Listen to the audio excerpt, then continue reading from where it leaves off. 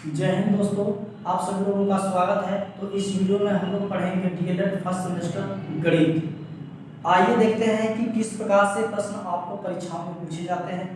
तो इसमें आपका पहला प्रश्न है कि प्रश्न 6, 7, 0, 5 से 4 अंकों की सबसे बड़ी से बड़ी संख्या क्या होगी। तो आइए सबसे पहले हम देखेंगे कि 6, 7, 0 से सबसे बड़ी संख्या क्या बनेगी। क्वेश्चन नंबर आपका फर्स्ट है कि 6, यहाँ से 4, 0, 5 यह है 4 के स्थान पर आपका 7 है, 7 को कर लीजिए, ये 7 हो गया। 6, 7, 0, 5 से बड़ी संख्या पूछ रहा है। तो मैंने आपको बताया था कि बड़ी संख्या यदि आप बनाना चाहते हैं तो बड़ी संख्या को बनाने के लिए सबसे पहले आपको बड़ा अंक लेना पड़ेगा। छोटे अंक से लेते हैं तो छोटी संख्या बन जाएगी। तो बड़ी संख्या को बनाने के लिए मैंने आपको बताया था कि सबसे बड़ा अंक पहले लीजिए। तो सबसे बड़ा जिसमें 7 अंक है, 7 करिए। उसके बाद 6 है, 6 को करिए। अब उसके बाद यदि हम 5 जीरो करना चाहते हैं तो 5 जीरो भी कर सकते हैं, क्योंकि 5 जीरो हम करेंगे तो बड़ी संख्या हो जाएगी। जीरो को पहले नहीं लाएंगे, छोटी संख्या में दूसरे स्थान पे जीरो को रख सकते हैं, लेकिन बड़ी संख्या में जीरो जो आएगा वो लास्ट में ही होगा। तो ये आपका हो जाएगा आंसर। अगला प्रश्न है 5231 में प्रत्येक अंक का स्थानीय मान 5000। क्वेश्चन नंबर आपका 2 है 5231 में सभी अंकों का स्थानीय मान। सभी अंकों का स्थानीय मान, स्थानीय मान को इंग्लिश में हम लोग प्लेस वैल्यू बोलते हैं। इनको बोलते हैं प्लेस वैल्यू। प्लेस वैल्यू हम लोग प्लेस वैल्यू के भी नाम से जानते हैं। तो एक का देखते हैं तो इनका पर देखते हैं यूनिट प्लेस पे है, और ये आपका 10 प्लेस पे है, और ये आपका 100 प्लेस पे है, और ये आपका 1000 प्लेस पे है। तो सबसे पहले जिस प्लेस पे है, जिस स्थान पे उस अंक में उस स्थान का मल्टीप्लाई कर देते हैं। तो 1 का भी करेंगे तो 1 यूनिट के प्लेस पे 1 का मल्टीप्लाई, यानी 1 1 जा 1 हो जाएगा। आपका जो 3 है वो 10 के स्थान पर 10 का मल्टीप्लाई, यानी 10 3 जा आपका हो जाएगा 30। 2 को यदि हम लोग देखते हैं तो ये 100 के स्थान पे है, तो 2 × 100 हो जाएगा। तो ये आपका होगा 100 2 जा 200। 5 की यदि बात करते हैं तो 5 × यहाँ से हो जाएगा 1000 है, यहाँ होगा आपका 1000, 1000 हो जाएगा। अब यहाँ से आपका 1005 जा 5000 हो जाएगा। अब ये आपका निकल कर आया कि 5231 यानी 5231 का प्लेस वैल्यू, सभी अंकों का प्लेस वैल्यू है। क्वेश्चन नंबर आपका नेक्स्ट है 636 में दोनों 6 के स्थानीय मान ज्ञात करिए। यानी 636 में क्वेश्चन नंबर आपका 3 है 636 में दोनों 6 का स्थानीय मान ज्ञात करना है। दोनों 6 का स्थानीय मान का प्लेस वैल्यू पूछ रहा है। तो आइए प्लेस वैल्यू निकालते हैं। तो इस 6 को निकालेंगे तो 6 कम 6 बराबर 6 होगा। इस 6 का निकालते हैं तो 6 को इकाई दहाई सैकड़ा, तो 100 का हम लोग पूरा करेंगे तो ये हो जाएगा 600 हो जाएगा। नेक्स्ट आपका प्रश्न है 3334 में 3 के विभिन्न स्थानीय मानों का योगफल क्या होगा। 3334 में, तो नेक्स्ट आपका प्रश्न है चौथा कि 3334 में 3 के स्थानीय मानों का योगफल क्या होगा। तो सभी 3 का स्थानीय मान निकाल लेते हैं। ये होगा 3 × आपका हो जाएगा 10 यानी 10 या 30 हो जाएगा। यहाँ से आपका करेंगे तो 3 × इकाई दहाई सैकड़ा, तो 100 का गुणा करेंगे तो ये होगा आपका 300, और यहाँ से इनका निकालेंगे इकाई दहाई सैकड़ा 1000, 3 × 1000 का मल्टीप्लाई करेंगे, यहाँ से 3000 होगा। और तीनों को आपको जोड़ने के लिए बोल रहा है, तो तीनों को सम कर दीजिए। 3000 में 300 जोड़ेंगे तो 3300, और 30 जोड़ेंगे तो हो जाएगा 3330। इनको देखिए, अब 4 को भी हम लोग घटा देते तो पूरा हमारा आंसर मिल जाता है। ट्रिक आपको बता रहा हूँ, 3334 ऐसा नंबर है तो जिस नंबर का नहीं पूछ रहा है उस नंबर को घटा दीजिए, आपका आंसर आ जाएगा 3330। ये आपका आंसर हो गया। ऐसे यदि ऐड करते हैं तो 3330 आएगा आपका आंसर आएगा। क्वेश्चन नंबर आपका नेक्स्ट है 545 में प्रयुक्त प्रथम 5 तथा द्वितीय 5 के स्थानीय मानों में अंतर क्या होगा। तो आपसे क्वेश्चन बोल रहा है। नेक्स्ट आपका क्वेश्चन है 545 में दोनों 5 के स्थानीय मानों का अंतर पूछ रहा है। तो हम लोग क्या करेंगे, इस 5 का निकालेंगे तो 5 एक कम हो जाएगा 5, इस 5 का निकालेंगे तो 5 गुणे 100 बराबर आपका होगा 500।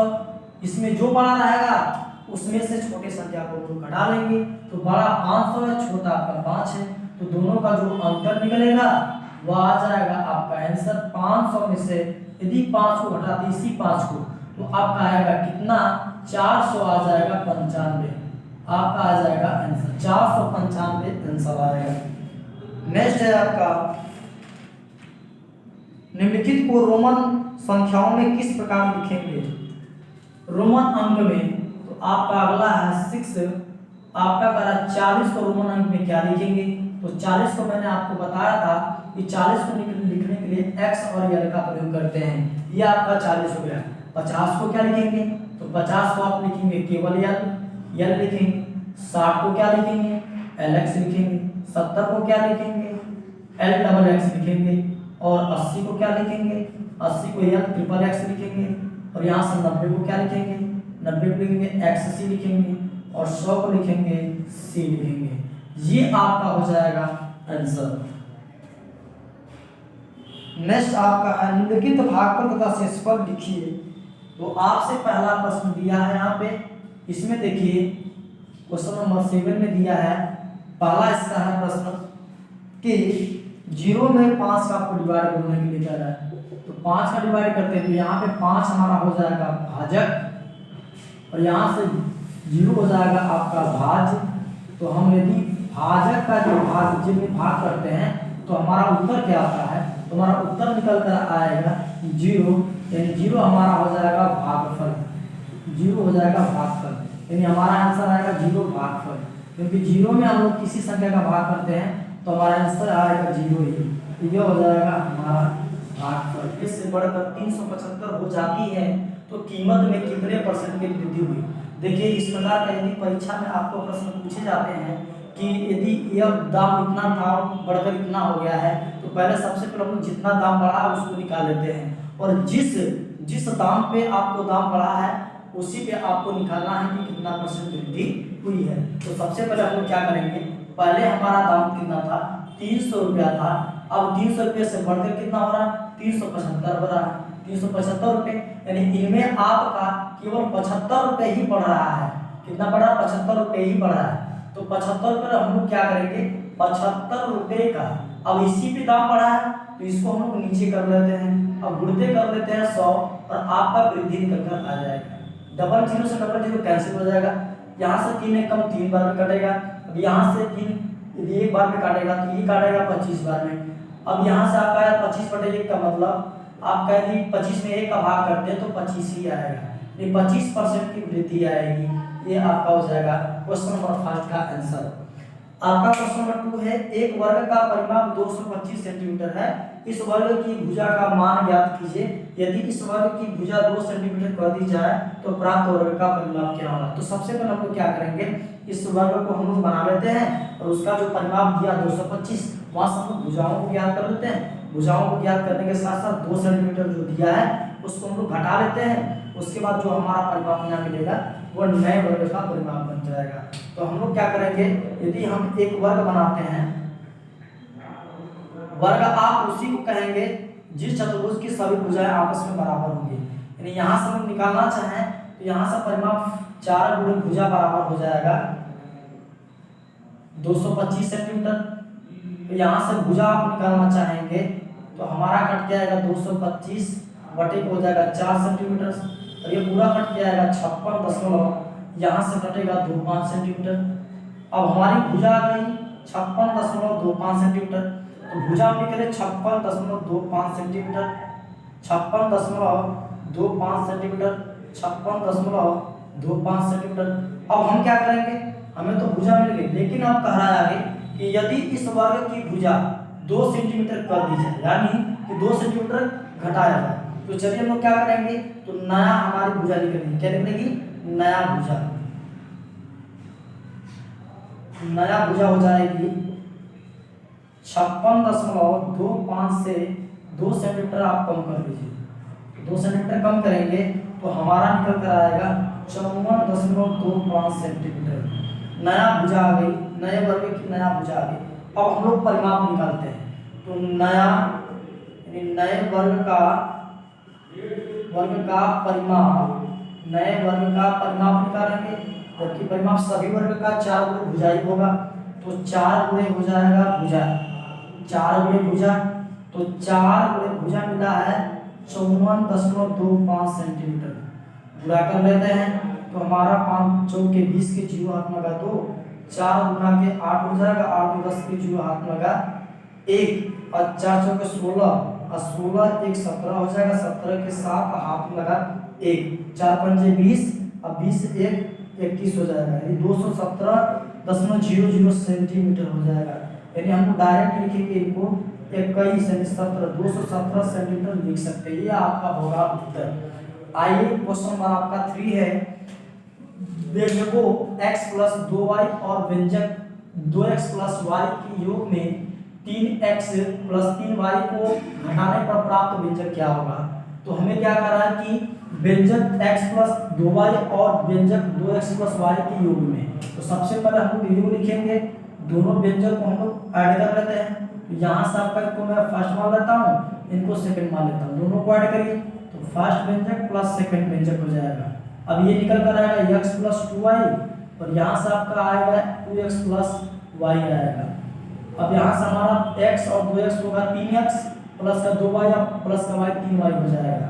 अब उसके बाद कह रहा है कि जो आपका व्यंजक ये वाला पहले से दिया हुआ है उसको घटाने में कितना मिलेगा, तो हम लोग अंतर देखेंगे। तो हम लोग क्या करेंगे, इस वाले व्यंजक से इस वाले व्यंजक को घटा लेते हैं, तो हमारा मिलेगा यहाँ पे 3x प्लस का 3y, इसको अच्छे से कर लीजिए।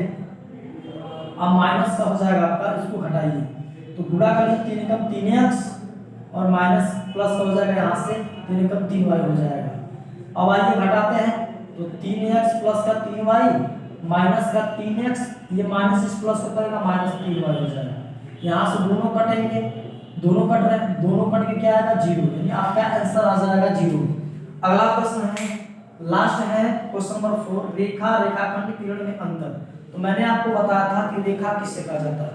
रेखा क्योंकि दो बिंदुओं से बनती है, दो बिंदुओं से मिलाने वाली या होकर जाने वाली लंबाई को हम रेखा कहते हैं। जैसे मैं यदि बात करूं, यहाँ से एक बिंदु यहाँ हो गया, दूसरा बिंदु यहाँ हो गया, अब यहाँ से दोनों बिंदुओं को मैं आपस में मिला दूं तो एक रेखा का निर्माण होता है। रेखाओं को आप दोनों बिंदुओं से बढ़ा सकते हैं, इंक्रीज कर सकते हैं, करा सकते हैं, इसे हम लोग रेखा बोलते हैं। रेखा को आप, इसका एक अनंत बिंदु होता है, दोनों साइड से अनंत बिंदु हो सकता है, यह भी इधर से भी अनंत बिंदु जा सकता है, इधर से भी अनंत बिंदु जा सकता है, तो इसका नाम है रेखा। इसको हम लोग रेखा बोल सकते हैं, जिनको इंग्लिश में हम लोग लाइन बोलते हैं, लाइन। उसके बाद है रेखाखंड, यानी हमारा तो ये था रेखा, क्या था हमारा रेखा था, उसके बाद आएगा रेखाखंड, रेखाखंड। अब इसी रेखा को यदि मैं खंड में बांट दूं, उसको पार्ट बाय पार्ट में तोड़ूं, तो यहाँ से हमारा बनेगा, पहला हो गया रेखा, दूसरा हो जाएगा रेखाखंड। तो रेखाखंड को क्या करेंगे हम लोग, ये यहाँ से फर्स्ट बिंदु सेकंड बिंदु, ठीक है। तो अब यहाँ से क्या करेंगे हम लोग कट करते हैं, जैसे मान लीजिए दो भाग मैंने कट किया, ए बिंदु पहले से है, इसको लास्ट बिंदु बी मान लेता हूँ, कट किया मैंने सी पे और डी पे कट किया। यहाँ पे देखिए एक खंड, दो खंड, तीन खंड, यानी एक रेखा को हम लोग जितने खंडों में किए हैं उसका वह आपका रेखाखंड कहलाता है। तो इनको हम लोग बोलेंगे रेखाखंड।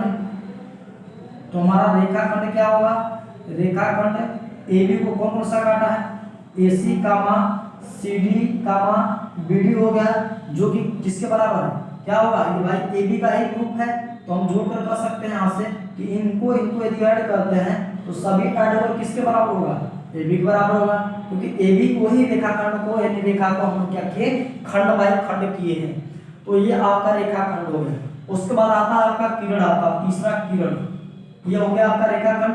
किरण की बात करते हैं, रेखाखंड को तो इंग्लिश में देख लो क्या बोलते हैं, इनको लाइन सेगमेंट बोलते हैं, सेगमेंट बोलते हैं।